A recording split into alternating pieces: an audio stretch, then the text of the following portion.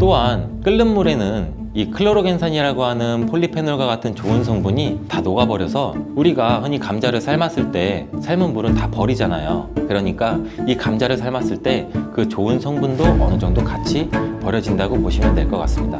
물에 녹아서 버려지기 때문에 감자를 삶아서 먹는 방법은 그렇게 좋은 방법이 될 것 같지는 않고요. 감자를 찌게 되면 오히려 감자의 효소 활성이 늘어나면서 이 클로로겐산 함량이 더 증가한다고 해요. 그리고 우리가 흔히 많이 알고 있는 감자를 드실 때 싹난 부분 다들 많이 조심하잖아요. 하나 더 조심할 것은 싹뿐 아니라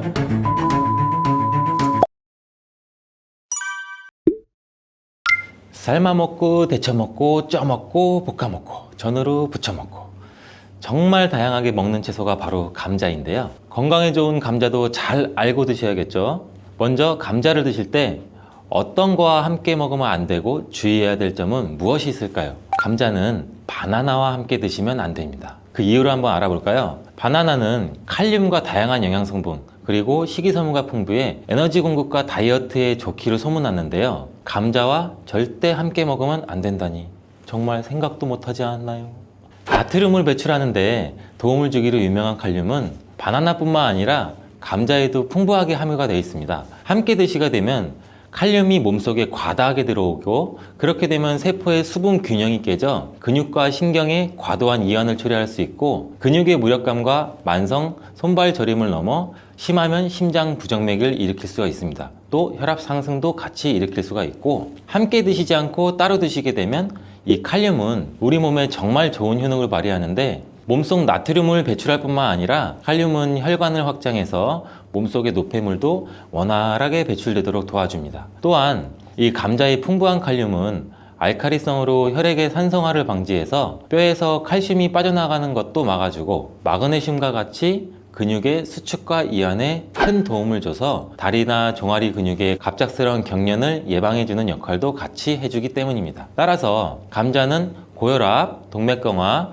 뇌졸중 이러한 심혈관 질환뿐만 아니라 뼈와 근육의 건강에도 많은 도움을 주기 때문에 정말 다양하게 조리해서 맛있게 드실 수가 있습니다. 근데 여기서 우리가 조리할 때 주의할 점도 있어요. 바로 감자전이나 감자튀김은 우리 몸에 독이 될 수 있다는 것입니다. 감자튀김이나 감자전 굉장히 맛있죠. 정말 맛있죠? 케찹에 찍어 먹고 마요네즈에 찍어 먹고. 근데 이러한 감자전이나 감자튀김이 칼로리가 굉장히 높고 비만과 심혈관 질환을 유발할 수 있는 이 트랜스 지방이 굉장히 많이 포함되어 있어서 건강에 해롭다는 사실은 굉장히 많이 들어보셨을 거예요. 이 감자를 튀기게 되면 아크릴 아마이드라는 유해 물질이 굉장히 많이 발생하게 됩니다. 튀긴 감자 굉장히 맛있는데 감자와 고구마와 같이 이러한 탄수화물이 많은 식품을 굉장히 높은 온도로 굽거나 튀길 때 생성되는 이 아크릴 아마이드는 암을 유발하고 뇌신경의 단백질을 손상시켜 알츠하이머성 치매, 파킨슨병의 위험을 증가시킨다고도 알려져 있습니다. 이러한 이유로 아크릴 아마이드는 세계보건기구와 국제암연구소에서 유해물질로 지정된 매우 위험한 물질인데 이런 위험한 물질을 굳이 일부러 만들어 먹을 필요는 없겠죠. 그렇다면 튀김 말고 어떻게 먹어야 되나? 감자를 삶아서 소금이나 설탕을 찍어 먹는 것, 이것 또한 좋아하시는 분들 굉장히 많을 거예요. 근데 물속에 넣어서 삶는 것보다는 감자는 찜기에 쪄서 드시는 게 굉장히 좋습니다. 감자에는 클로로겐산이라고 하는 폴리페놀 성분이 다량 함유가 되어 있는데 이 폴리페놀 성분이 특히 좋은 기능을 굉장히 많이 해요. 이 폴리페놀은 항암 효과가 있고 항산화 작용도 굉장히 강력하기 때문에 세포의 손상을 방지하고 세포의 변형도 방지해주는 기능이 있어 항암 작용도 있다라고 알려져 있고 이 클로로겐산이 심장질환의 위험성 정도도 감소시켜 줄 수 있습니다. 그리고 피부 건강에도 감자가 도움이 될 수 있는데 이는 과산화 지질을 방지해주는 기능도 있습니다. 지질, 지방, 기름이 과산화되는 것을 방지하기 때문에 특히 피부주름, 피부 노화 여러분들 굉장히 많이 심각하게 생각하시고 계시잖아요. 우리 주름만 없어도 피부가 노화가 안 돼도 이 탱탱한 살도 유지할 수 있을 텐데 이거를 막아주는데 감자의 클로로겐산이 굉장히 많은 도움이 될 수가 있습니다. 그리고 다이어트에도 도움이 될 수가 있는데 이 체지방을 분해해주는 효과도 있습니다. 이 클로로겐산이 지방을 분해하기 때문에 비만 방지와 다이어트에 도움이 될 수가 있고 또한 혈당 관리에도 도움이 될 수가 있습니다. 혈당이 급격하게 올라가는 것을 이 클로로겐산이 막아주는 기능이 있기 때문에 당뇨 예방과 혈당 관리에도 도움이 될 수가 있습니다. 근데 이 클로로겐산이 감자의 속살에 있는 게 아니고 감자의 껍질에 많이 들어가 있는데요. 이 감자 껍질 1g당 클로로겐산이 1mg이 들어가 있습니다. 따라서 우리가 감자를 드실 때 감자 껍질을 잘 닦아서 감자 껍질도 같이 함께 드시는 게 더욱 좋습니다. 감자를 조리할 때 클로로겐산의 함량이 변화가 될 수도 있는데 이는 생감자 껍질 1g에 아까 클로로겐산 1mg이 들어가 있다고 제가 말씀드렸죠. 이게 감자를 삶았을 때는 클로로겐산이 1mg에서 0.6mg로 감소하고 또 오히려 찜기에 쪘을 때는 이 클로로겐산 함량이 1.6mg 정도로 높게 변형이 되고 또 구웠을 때는 가장 낮게 0.2mg 정도 그램밖에 들어있지 않습니다. 또한 끓는 물에는 이 클로로겐산이라고 하는 폴리페놀과 같은 좋은 성분이 다 녹아버려서 우리가 흔히 감자를 삶았을 때 삶은 물은 다 버리잖아요. 그러니까 이 감자를 삶았을 때 그 좋은 성분도 어느 정도 같이 버려진다고 보시면 될 것 같습니다. 물에 녹아서 버려지기 때문에 감자를 삶아서 먹는 방법은 그렇게 좋은 방법이 될 것 같지는 않고요. 감자를 찌게 되면 오히려 감자의 효소 활성이 늘어나면서 이 클로로겐산 함량이 더 증가한다고 해요. 그리고 우리가 흔히 많이 알고 있는 감자를 드실 때 싹난 부분 다들 많이 조심하잖아요. 하나 더 조심할 것은 싹뿐 아니라 이 녹색으로 변한 감자입니다. 감자 싹에는 솔라닌이라고 하는 독성 물질이 포함되어 있는데 이거는 섭취해서 안 된다는 건 이미 모두 잘 알고 계시잖아요. 근데 감자가 녹색으로 변한 거 역시 솔라닌 함량이 증가했기 때문에 섭취하지 않는 것이 좋습니다. 솔라닌은 감자와 같은 가지과 생물이 이 스스로를 방어하기 위해서 생성하는 천연 살충제라고 보시면 돼요. 이 솔라닌은 독성이 굉장히 강해서 소량 섭취만으로도 이 두통이나 복통이나 구토, 식중독 증상과 같은 것을 유발할 수 있으며 과도한 섭취는 호흡곤란까지 초래해서 매우 위험할 수 있어요. 뜨거운 열로 조리해서 우리는 솔라닌을 제거할 거야 이렇게 생각하시는 분들이 굉장히 많은데 이 솔라닌은 285도 이상으로 가열해야만 분해가 되므로 100도씨의 물로는 아무리 삶아도 이 솔라닌 독소는 없어지지 않습니다. 이러한 솔라닌은 햇빛에 노출될수록 솔라닌의 생성이 굉장히 빨라져 감자는 어두운 곳에 보관하고 싹이 난 감자뿐만 아니라 초록색으로 변한 감자도 반드시 패기 바랍니다. 여기서 감자를 보관할 때 간단한 팁을 알려드리면 보관하실 때 감자를 사과와 함께 두시면 사과에서 발생하는 이 에틸렌 가스가 감자에 싹이 나는 것을 억제해줘서 감자를 더 오래 신선하게 보관할 수 있습니다. 자, 그럼 감자 요리를 할 때 버터에 굽고 치즈를 올려 드시면 맛있잖아요. 아, 벌써 군침이 도는데 근데 이러한 버터랑 치즈가 문제가 될 수가 있어요. 그 맛으로만 본다면 감자와 치즈, 버터의 만남은 최고의 풍미를 자랑하는데 건강에는 최악이랍니다.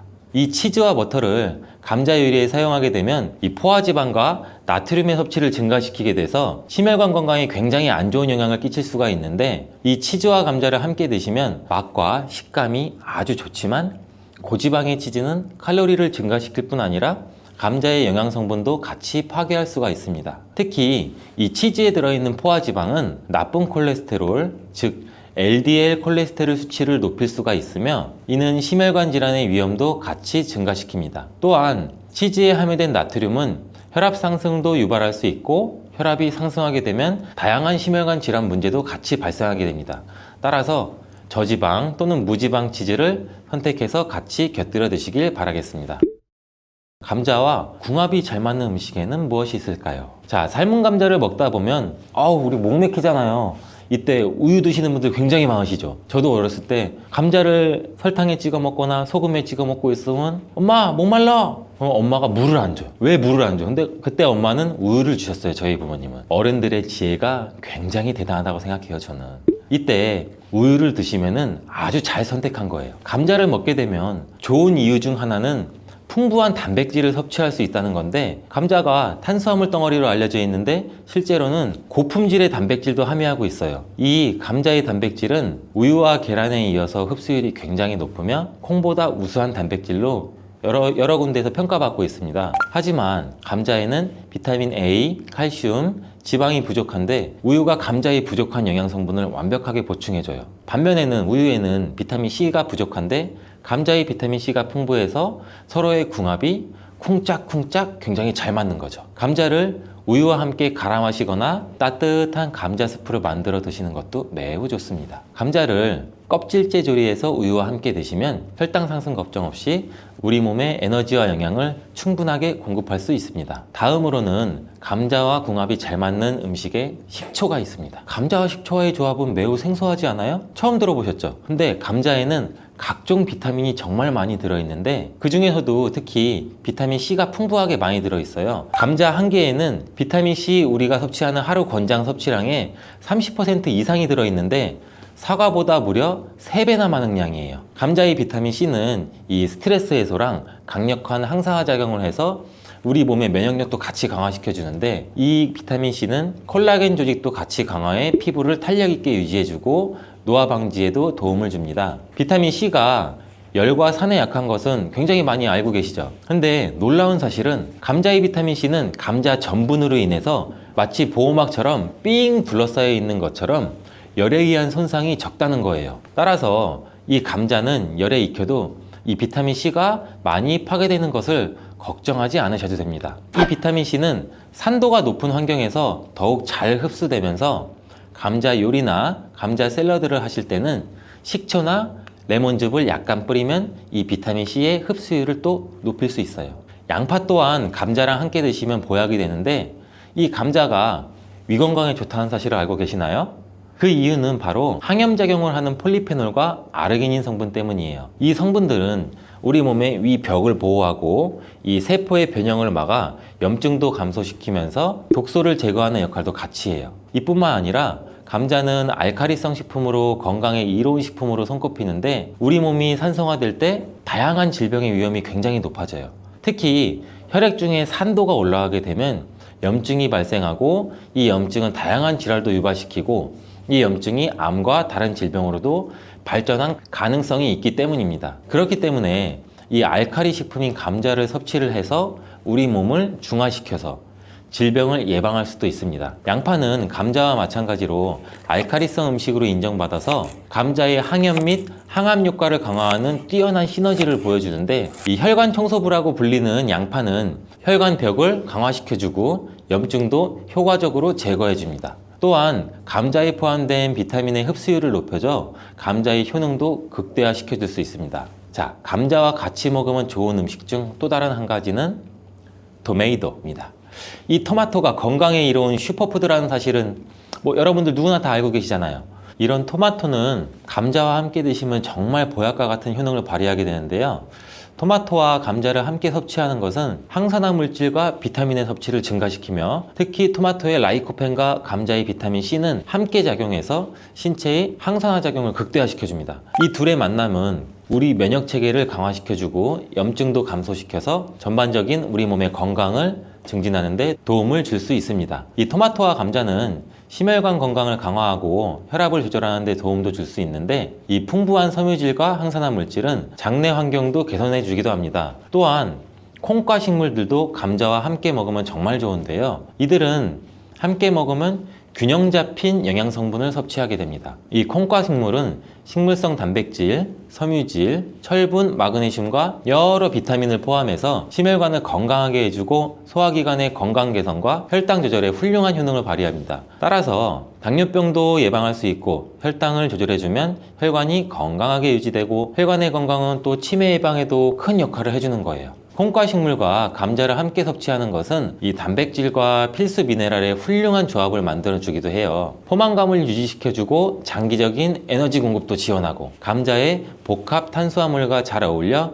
식후에 급격한 혈당 상승도 억제해줍니다. 오늘은 감자에 대해서 알아봤는데요. 오늘 저녁 반찬은 감자를 곁들여 먹는 것이 어떨까요? 고혈당 상태에 놓인 경우에는 건강이 더 악화되기 쉬워요. 이러한 인슐린 저항성도 증가되고 만성적인 염증으로 인해서 콜린이 역할을 제대로 하지 못하게 돼요. 이러한 혈관 내의 싸움은 고혈압이나 동맥경화와 같은 심혈관 질환을 일으키고 인슐린 분비 이상으로 당뇨병까지 초래할 수 있고 만성염증은 암이나 치매의 뇌질환 같은 경우로 유발할 가능성도 있습니다. 그렇기 때문에 건강을 생각한다면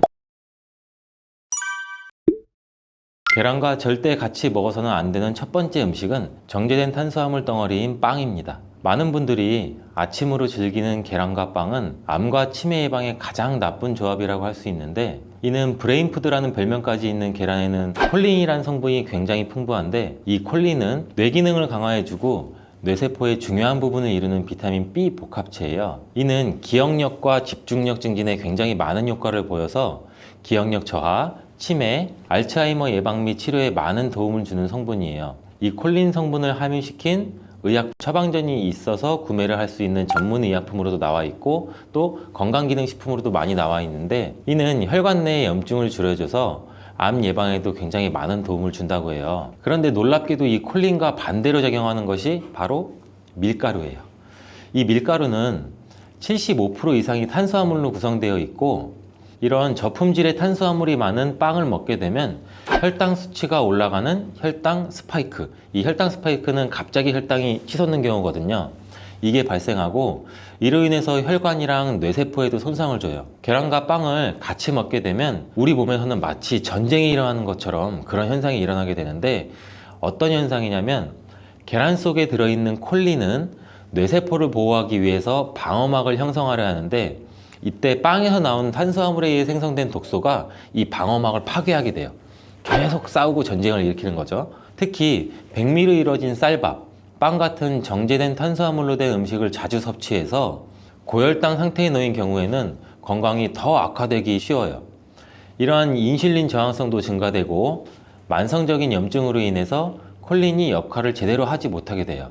이러한 혈관 내의 싸움은 고혈압이나 동맥경화와 같은 심혈관 질환을 일으키고, 인슐린 분비 이상으로 당뇨병까지 초래할 수 있고, 만성염증은 암이나 치매의 뇌질환 같은 경우로 유발할 가능성도 있습니다. 그렇기 때문에 건강을 생각한다면 계란과 함께 정제된 밀가루를 사용하지 않은 통밀빵, 곡물빵, 이런 다른 음식들을 선택하는 것이 좋은 선택이 될 수가 있습니다. 또한 레몬과 같은 강산성 과일도 계란과 함께 먹으면 안 됩니다. 왜냐하면 이 강산성 과일은 높은 산도가 있어서 계란의 단백질 구조에 영향을 미치는데, 레몬이나 다른 강산성 과일에 포함된 산이 계란 속의 단백질과 반응하면 단백질이 응고가 돼요. 굳어요. 그래서 소화가 어려워질 수가 있고, 이를 통해서 위나 소화기관 내에서 단백질 응고를 유발시켜서 소화 과정도 방해하고 우리가 더부룩해지고 소화로 인한 질병이 발생할 수 있는 거죠. 특히 단백질의 소화랑 흡수가 저해되면 속이 더부룩한 불편함으로 시작돼서 심한 경우에는 배가 아픈 복통, 그리고 설사와 같은 증상이 나타날 수 있는데, 계란을 섭취할 때는 레몬이나 다른 강산성 과일과 함께 드시는 것을 피하는 게 좋습니다. 두유와 콩국물과 계란을 함께 같이 먹는 것도 좋지 않습니다. 아침 식사로 두유와 계란을 드시거나 체중 관리와 다이어트를 위해 섭취하는 분들이 굉장히 많아지고 있는데, 이 두유 속에 들어있는 트립신이라는 성분이 있는데, 이는 계란에 들어있는 알부민과 같이 결합해서 영양소를 파괴하게 돼요. 이 계란은 노화로 인해서 근육 손실과 근육 감소증에 예방이 되는 우수한 단백질을 굉장히 많이 포함하고 있는데, 계란 자체에는 비타민도 풍부하고 미네랄도 풍부해요. 근데 이 두유랑 함께 섭취할 경우는 이 영양 성분들의 이점을 충분히 얻지 못하게 되는 결과를 초래하는데, 혹시 계란과 녹차나 홍차 같은 경우도 함께 드신 적이 있어요? 이러한 차들도 피해야 돼요. 그 이유는 찻잎 속에 있는 탄닌이라는 성분이 계란의 단백질과 결합을 해서 탄닌 단백질을 형성하게 돼요. 이는 우리 위랑 장에 문제를 일으킬 수 있고, 이 탄닌 단백질은 우리 몸의 장의 연동운동, 올라가고 내려가고 장이 주물떡거리고 우리가 변을 잘 보아야 되는데, 이런 장의 연동운동까지도 늦추게 되고, 또 장내 환경도 악화시켜서 변비를 유발할 수도 있고, 아니면 발암물질의 체내 흡수 가능성을 높일 수가 있어요. 이렇게 탄닌과 계란의 조합이 건강에 악영향을 주기 때문에 계란과 감을 함께 드시는 것도 안 좋습니다. 계란을 먹은 뒤에 감을 드시면 가벼운 두통과 설사, 그리고 구토 증상까지 나타날 수 있으며, 심각한 경우에는 급성 위장병이 나타날 수 있고, 또 폐결석도 나타날 수 있어요. 이런 이유도 감에 들어있는 탄닌 성분이 단백질 소화 기능을 방해하기 때문인데요. 이러한 탄닌은 위와 소화기관 안에서 단백질과 결합해서 덩어리를 형성하고, 단백질의 분해 요소일 작용을 방해하기 때문입니다. 계란과 함께 섭취할 때는 탄닌이 들어있는 음식은 위험할 수 있습니다. 또 하나, 계란과 절대 함께 먹으면 안 되는 음식 중으로는 햄과 같은 가공육이 있습니다. 계란과 가공육의 조합은 정말 최악인데요. 계란은 고단백질인 필수 아미노산 비타민 B군을 풍부하게 함유하고 있지만 가공육과 같은 햄은 나트륨과 포화지방이 높은 경향이 많아요. 이런 가공육은 과도한 나트륨의 섭취랑 포화지방의 증가로 이어질 수 있으며, 이를 계속 섭취하게 되면 혈관에 나쁜 콜레스테롤이 축적돼서 동맥경화와 같은 심장병, 뇌졸중, 이런 심혈관 질환 위험도 증가시킬 수가 있습니다.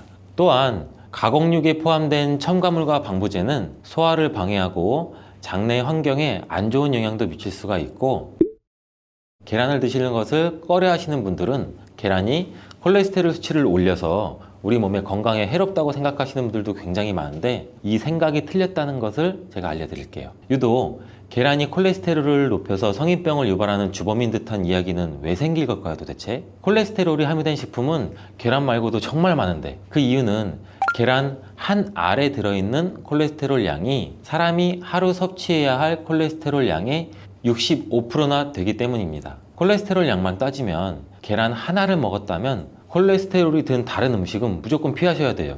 근데 놀랍게도 계란은 이렇게 많은 콜레스테롤을 가지고 있는 동시에 콜린이라는 영양소까지 다량 함유하고 있어요. 이 콜린은 나쁜 콜레스테롤을 간으로 옮겨서 제거하는 기능도 갖고 있는데, 좋은 콜레스테롤인 HDL 수치도 같이 높여주는 거예요. 따라서 계란의 콜레스테롤은 콜린에 의해서 자연스럽게 좋은 콜레스테롤로 전환이 된다는 거죠. 그래서 계란을 한두 개 더 먹어도 전혀 문제가 되지 않아요. 만약 중증 심혈관 질환에 걸린 경우가 아니라면 일반적으로 하루 두세 개 정도의 계란 섭취는 건강을 지키는데 큰 도움이 될 수 있습니다. 이제 콜레스테롤 걱정 없이 우리 모두 계란을 먹어도 되겠죠? 당뇨가 있으신 분들도 마찬가지예요. 50대 이후가 되면 당뇨 환자가 급격히 많아지게 되는데, 당뇨는 정말 무서운 병이에요. 당뇨는 당뇨 한 가지만으로도 위험하지만 당뇨로 인한 고혈압, 심근경색, 뇌졸중, 치매, 다른 질병을 유발시키기 때문에 그런데, 당뇨의 원인 중 하나는 비만이 있는데, 이 비만 관리가 바로 당뇨 관리로 직결된다고 해도 과언이 아니죠. 근데 비만을 일으키는 원인 중 하나가 아침을 먹지 않는 것이라는 사실 여러분들 알고 계신가요? 이 경희대학교 연구팀이 발표한 논문에 따르면 아침 식사를 먹지 않는 사람은 그렇지 않은 사람보다 이 비만 위험이 1.5배나 높았고, 당뇨병 위험은 무려 2.1배나 높았습니다. 이렇듯 아침 식사를 거르면 우리 몸의 대사가 천천히 느려지면서 혈당 조절에도 좋지 않은 영향을 미치게 되는데, 이런 위험은 젊었을 때 발생하지 않아요. 차곡차곡 쌓여서 특히 중년 이후에 더 크게 나타나는데, 나이가 들면서 기초 대사량이 줄어들고 활동량도 감소하고 근육량도 감소하기 때문입니다. 따라서 나이가 들어갈수록 우리는 아침 식사뿐만이 아니라 규칙적인 식사를 하는 습관이 매우 중요한데요. 아침 식사에 가장 좋은 음식이 바로 계란입니다.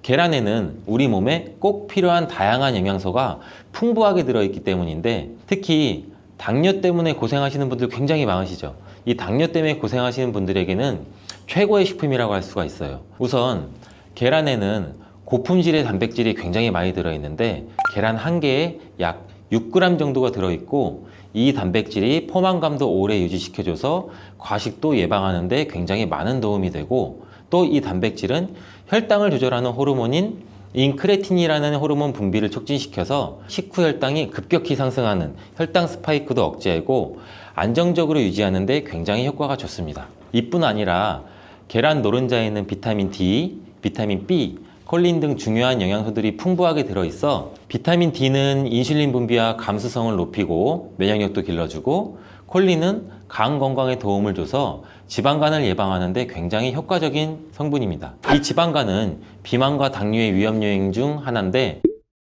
이렇게 좋은 계란도 함께 먹으면 우리 몸에 보약이 되는 굉장히 좋은 음식들이 있는데, 더욱 풍부한 영양을 섭취할 수 있고 당뇨와 비만 관리에도 도움이 되는 음식들이 있어요. 계란과 토마토는 빼놓을 수 없는 최고의 음식 궁합입니다. 계란과 토마토, 이 둘의 궁합은 영양학적으로만 보더라도 굉장히 이상적이에요. 계란은 아까 말씀드렸듯이 단백질, 비타민 B군, 그리고 필수 아미노산을 굉장히 많이 함유하고 있는데, 한편 토마토는 우리가 흔히들 많이 알고 계시죠? 비타민 C, 그리고 항산화 물질인 라이코펜을 굉장히 많이 함유하고 있어요. 그래서 이들이 만날 때 서로의 영양적 가치가 굉장히 배가 되는 거죠. 토마토 속의 라이코펜은 지방에 용해되기 때문에 계란과 같이 먹을 때 그 흡수율이 굉장히 높아지는데, 이러한 조합은 우리 심혈관 건강을 지키고 면역력을 높이는 데 아주 효과적이고, 토마토에 들어있는 비타민 C는 계란에 들어있는 철분의 흡수를 돕기 때문에 빈혈 예방에도 굉장히 좋습니다.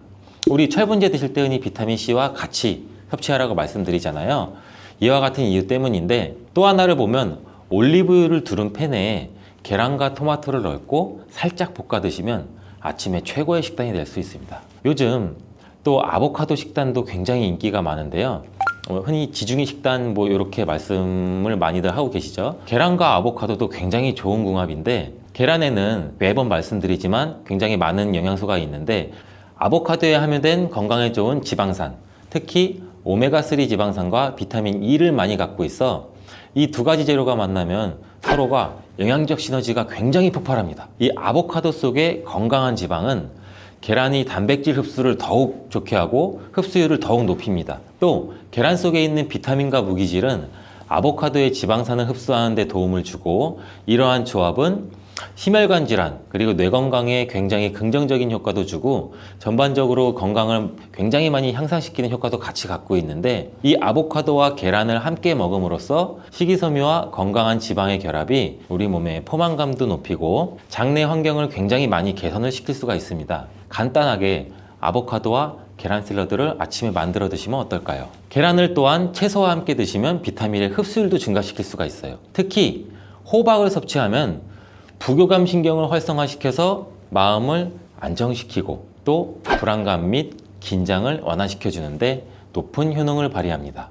스트레스는 만병의 근원이라고 하는데, 이 계란과 호박을 함께 드시면 스트레스는 물론 몸의 피로도 같이 줄여주기 때문에 비타민 A와 베타카로틴이 많은 호박을 섭취하면 또 눈 건강에도 굉장히 유익하다고 합니다. 계란에 함유된 루테인과 지아자틴과 같은 카로티노이드 성분과 함께 작용하여 강력한 항산화 효과를 발휘하고 망막을 보호하고 황반색소 밀도도 유지시키고 녹내장 또 퇴행성 안구 질환의 발병률도 낮춰줄 수 있습니다.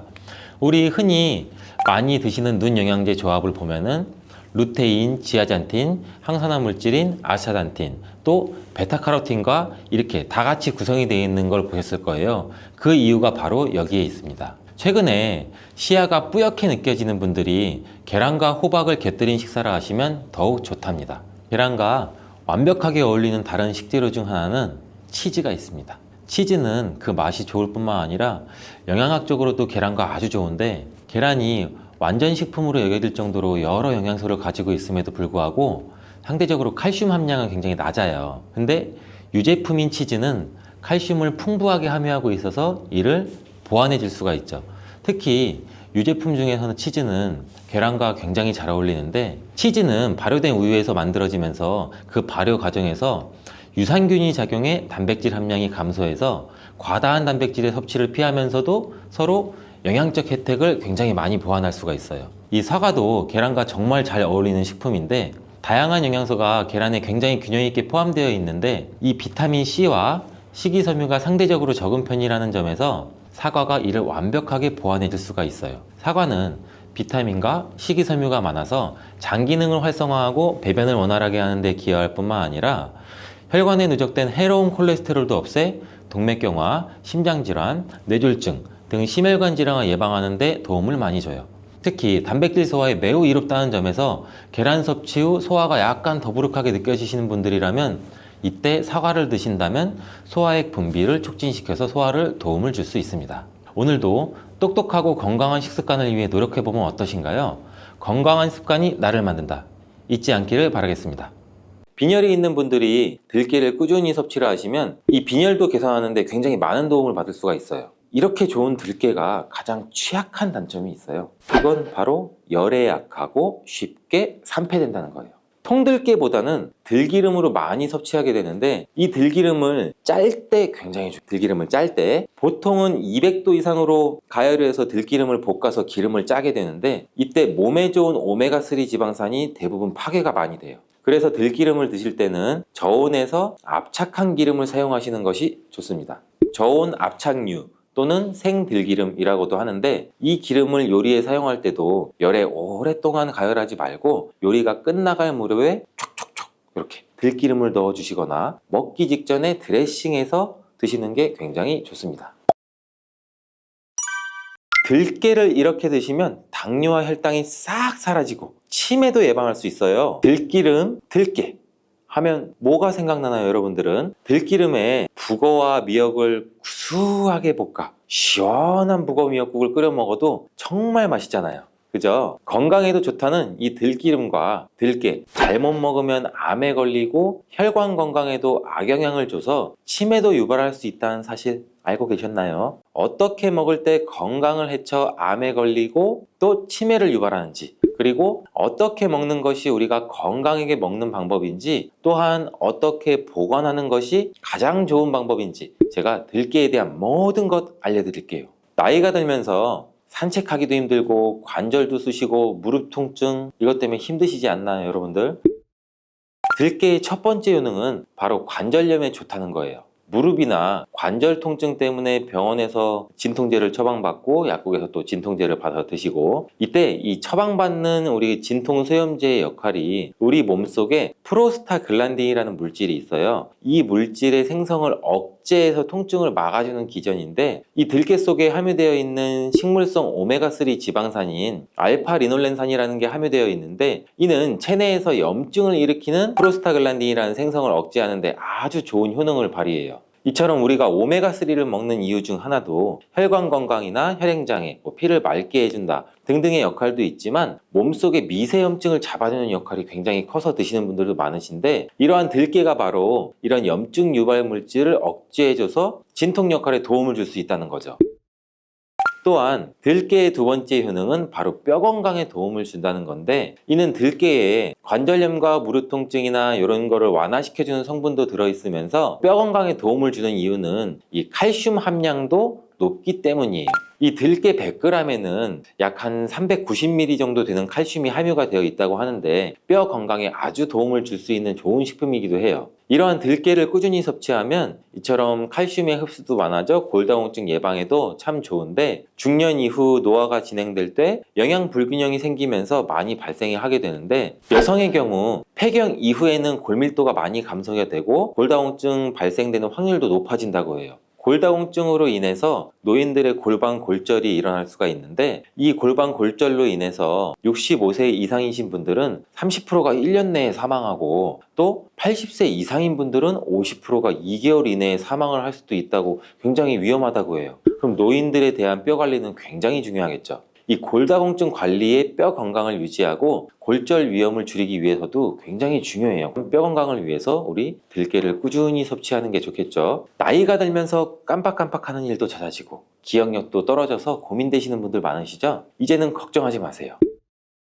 세 번째 들깨의 효능은 바로 뇌 건강, 뇌신경을 튼튼하게 해주고 기억력도 높여주고 치매를 예방하는 데 도움을 줄 수 있다는 거예요. 이렇게 좋은 효능이 있는 이유는 잠깐 말씀드린 대로 오메가3가 풍부하게 함유가 되어 있는데, 이 오메가3는 보통 흔히들 알고 계시듯이 등푸른 생선에 많이 함유되어 있다고 알고 계시잖아요. 이것은 동물성 오메가3고, 식물성 오메가3인 이 알파리놀렌산이라는 거는 들깨에 많이 들어있어요. 이 들깨에 함유된 지방산 중에서 이 60% 정도나 차지하는 게 바로 이 알파리놀렌산인데, 이 알파리놀렌산은 뇌신경 보호에 탁월한 효과가 있는데, 어떻게 뇌신경을 보호하느냐? 뇌신경에 염증을 일으켜서 망가뜨리는 이 사이토카인이라는 물질이 있는데, 이러한 사이토카인이라는 물질의 분비를 감소를 시키고, 또 알츠하이머 치매 환자의 뇌에서 많이 발견되는 이 비정상적인 단백질이라는 게 있어요. 이게 베타 아밀로이드라고 하는데, 바로 이 알파리놀렌산이 이 베타 아밀로이드를 감소시키기 때문이에요.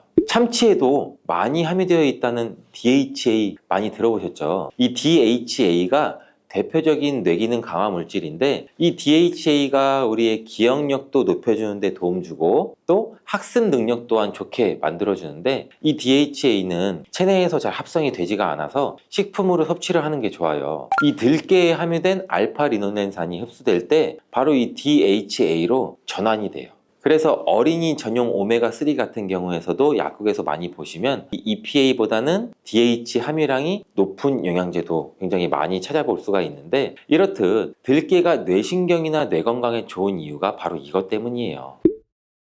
네 번째 들깨의 효능은 이 심장을 건강하게 하고 혈관의 노화를 막아주는데 도움을 준다는 거예요. 이 알파리놀렌산이 체내에 흡수될 때 DHA로 변환된다고 제가 말씀드렸잖아요. 그뿐만 아니라 EPA로도 변환이 되는데, 이 EPA가 어떤 역할을 하냐면 바로 혈소판 응집을 억제해서 혈관에 혈전이 생기는 것도 막아주는 효능도 같이 가지고 있어요. 물론 혈액순환도 도와주겠지만, 그리고 혈관은 튼튼하게 하는 효능과 혈액의 중성지방과 나쁜 콜레스테롤인 LDL을 낮추고 또 좋은 콜레스테롤인 HDL을 높여주는 역할도 같이 해요. 이 미국의 심장협회에서는 허혈성 뇌졸중이나 심장마비로 인한 돌연사, 관상동맥 질환 등의 위험을 감소시키기 위해서 매주 1회에서 2회 이상 오메가3 지방산이 풍부한 등푸른 생선을 섭취하는 것이 도움을 준다고도 발표를 했어요. 근데 이 오메가3 지방산의 함량을 살펴보면 이 100g당 오메가3 지방산의 함량이 연어에는 한 11.5g, 고등어에는 9.9g, 들깨에는 무려 63.1g이나 함유가 되어 있다고 해요.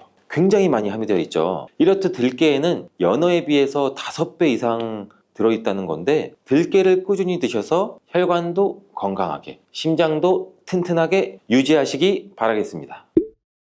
다섯 번째 들깨의 효능은 바로 변비에 좋다는 거예요. 이 들깨의 껍질에는 식이섬유가 굉장히 풍부한데, 들깨 100g에는 약 18g 정도로 풍부한 식이섬유가 함유가 되어 있어요. 이 식이섬유는 우리 장내에서 수분을 흡수하게 되는데, 이 수분을 흡수하게 되면 대변도 무르게 해주고 장 운동도 촉진해서 변비를 예방하는 데 도움을 줘요. 또한 불포화 지방산도 굉장히 풍부한데, 들깨에 함유되어 있는 이 리놀렌산이 대장의 염증도 억제해주고 변비로 인해서 발생할 수 있는 이 대장 질환 또한 예방하는 데 도움도 줄 수 있어요.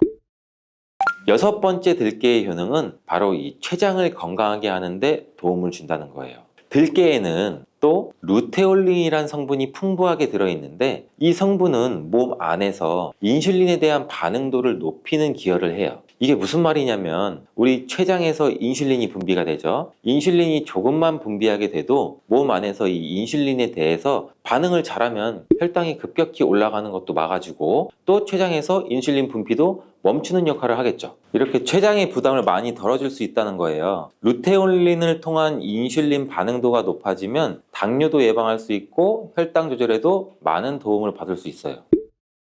일곱 번째 들깨의 효능은 알레르기성 질환을 예방하는 데 도움을 주는 건데, 들깨에 오메가3 지방산이 많이 함유되어 있다고 했잖아요. 이 오메가3 지방산이 염증을 억제하고 면역력을 강화시키고 이러한 효과가 있어서 알레르기 증상도 예방하고 완화시키는 데 도움도 줄 수 있어요. 그리고 또 비타민 E가 풍부하게 함유가 되어 있는데, 이 비타민 E는 항산화 작용이 뛰어나고 알레르기 반응을 일으키는 물질인 히스타민의 분비를 억제하는 효과도 있어요. 여러분들이 처방받는 항히스타민제 굉장히 유명한 제품들 많잖아요. 약국 가면 이거와 기스탄 비전이라고도 어찌 보면 그렇게 볼 수가 있겠죠.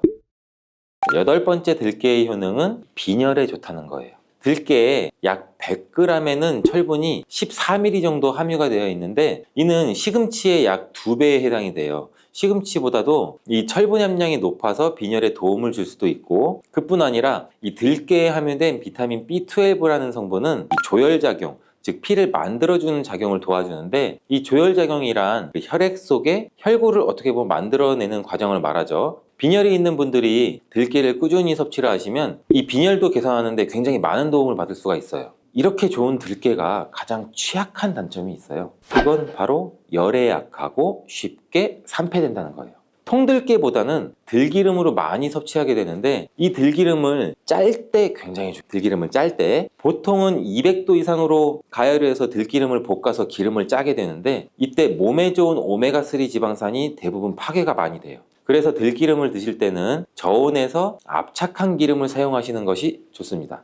저온 압착류 또는 생들기름이라고도 하는데, 이 기름을 요리에 사용할 때도 열에 오랫동안 가열하지 말고 요리가 끝나갈 무렵에 촉촉촉 이렇게 들기름을 넣어 주시거나 먹기 직전에 드레싱해서 드시는 게 굉장히 좋습니다. 또한 이 들기름은 산패가 쉽게 되는데, 이 들기름이 산패되면 벤조피렌이라는 물질이 생성되는데 이게 1급 발암 물질이에요. 이 산패된 들기름을 지속적으로 드시게 되면 발암 물질을 계속 먹게 되는 거죠. 그래서 이 들기름의 사용 기간 또한 지켜주시는 게 좋은데, 보통은 2달 이내로 드시는 게 가장 좋고, 개봉을 하셨다면 1달 이내에 소비하는 것을 추천드립니다. 어떻게 보면 어린이 시럽이랑도 비슷하죠, 유통기한이. 이 들깨는 또한 보관 방법도 굉장히 중요해요. 신문지나 검은 비닐 이런 걸로 감싸서 빛을 차단하고 밀봉한 상태에서 반드시 냉장 보관하시기를 추천해 드립니다. 실온에 두신다면 들기름의 산패는 급속히 진행이 돼요.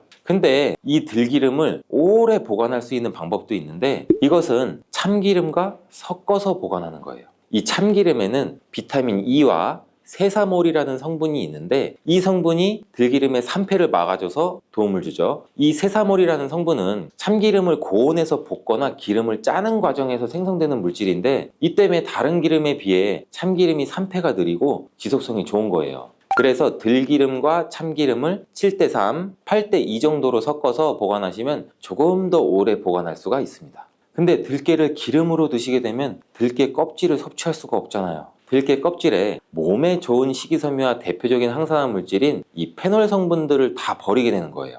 그래서 들깨를 제대로 드시려면 들기름보다도 통들깨 자체로 드시는 게 좋은데, 우리 마트 많이 가잖아요. 마트에 가면은 통들깨보다도 들깨 가루를 굉장히 많이 판매해요. 이 들깨 가루는 산패가 빨리 되기 때문에 통들깨를 구매해서 드시는 것을 추천을 드리고, 이 통들깨를 구매하시면 그 안에 작은 돌이라든지 이물질이 또 많이 들어있겠죠. 그래서 세척도 잘 해주셔야 돼요. 제가 세척하는 법 알려드릴게요. 먼저 들깨를 물에 담가 씻어요. 그리고 물 위에 동동 뜨는 것만 얇은 채로 걷어서 옮겨주시고, 이렇게 반복하게 되면 바닥에 이제 돌이나 이물질만 남게 되는데, 또 이거를 버리고 또 물에 담가 씻어주고, 또 물 위에 뜨는 것만 채로 살짝 걷어서 옮겨주시고, 이 작업을 한 3-4번 정도 반복해 주시면 되는데, 이렇게 하면 통들깨를 깨끗하게 세척할 수가 있죠. 깨끗하게 세척한 통들깨는 자연 건조해줘도 되지만 시간이 오래 걸리니까 팬에 담아서 약한 불로 건조해 주시거나, 아니면 쉬운 방법은 집에 있는 전자레인지를 이용하셔서 건조시키면 돼요.